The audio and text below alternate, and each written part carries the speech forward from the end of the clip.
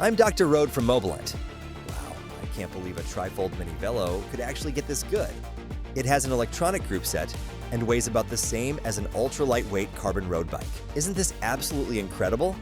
If you've been dreaming of a bike that is both portable and incredibly light, here is the perfect answer. It is the ultimate evolution of the recently popular Mini Velo, the Java Neo 3. The official name is the Java Neo 3 Carbon Electronic Group Set Edition. Japanese Torx T-1000 carbon fiber was used for this build. This material is famous for being extremely stiff and durable, often used in high-end carbon road bikes.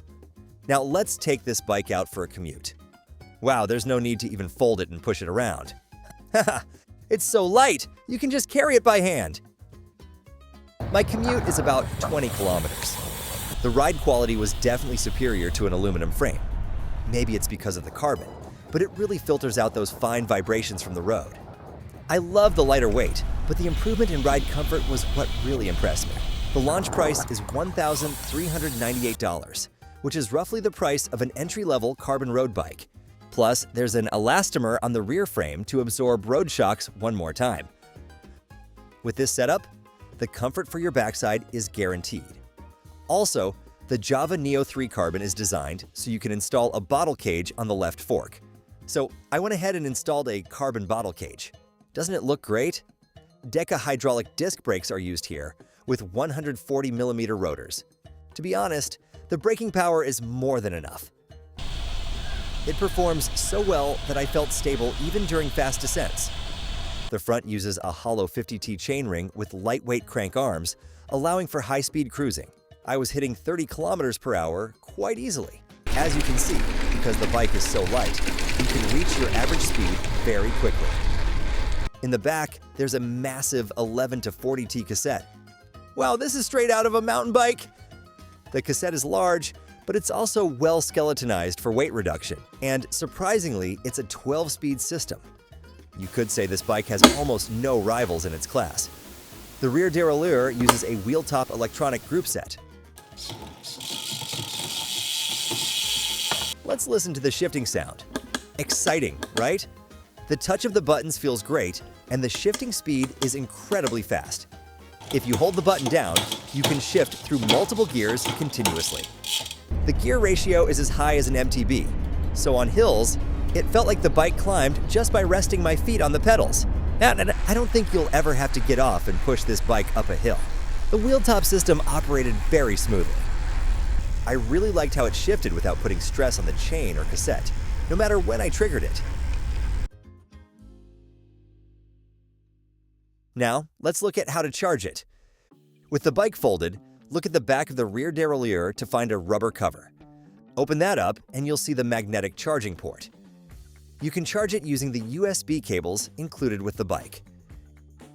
If you have a portable power bank like I do, you can charge it very easily.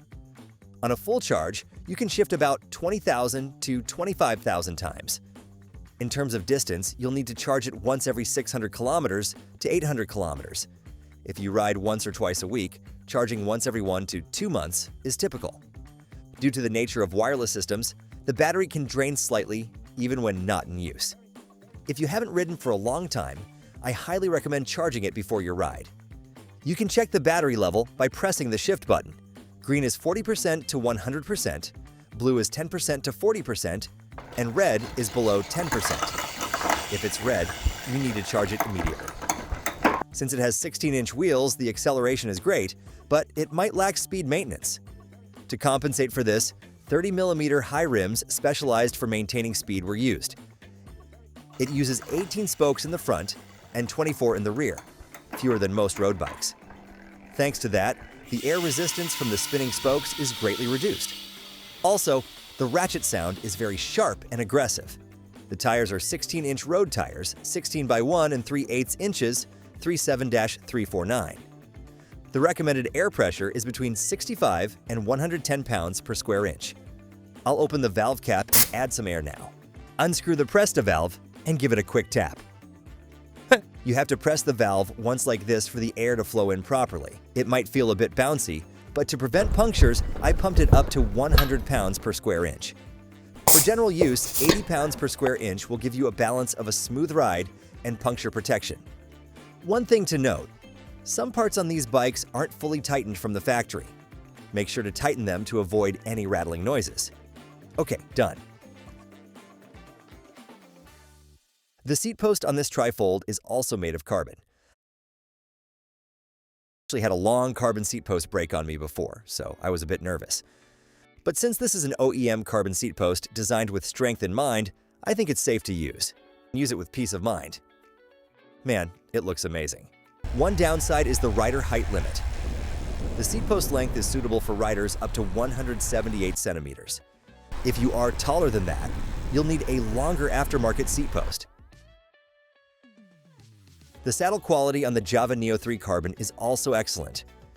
Usually bikes come with a solid saddle, but this one comes stock with a lightweight, cutout, prostate-friendly saddle. If you don't have a specific saddle in mind, the fact that the stock one is this good is a huge plus. The handlebars are at a comfortable height. For those who enjoy a relaxed posture, it uses carbon BMX-style riser bars. Previously, the riding position was very aggressive and focused on speed.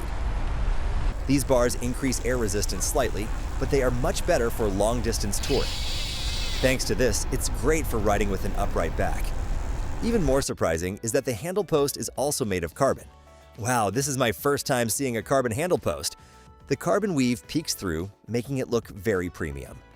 When folded, this bike can be rolled forward, but it won't roll backward. So you have to lift it slightly to change direction. Well, I guess this is the only downside. But honestly, you don't even need to roll this bike. It's much better to just carry it because it only weighs in the 8-kilogram range. I'd rather just pick it up and go. Okay, I'm half joking, but that's how light it feels. We actually measured the weight of the aluminum version versus the carbon version. The aluminum electronic version weighed 9.92 kilograms. The carbon electronic version weighed 8.46 kilograms. Now, let's try folding it. First, move the chain to the largest gear, easiest gear. Second, fold the handle post. Third, release the frame folding lever. Then, press the rear folding lever, lift the bike slightly, and fold it neatly. Finally, just secure the seat post.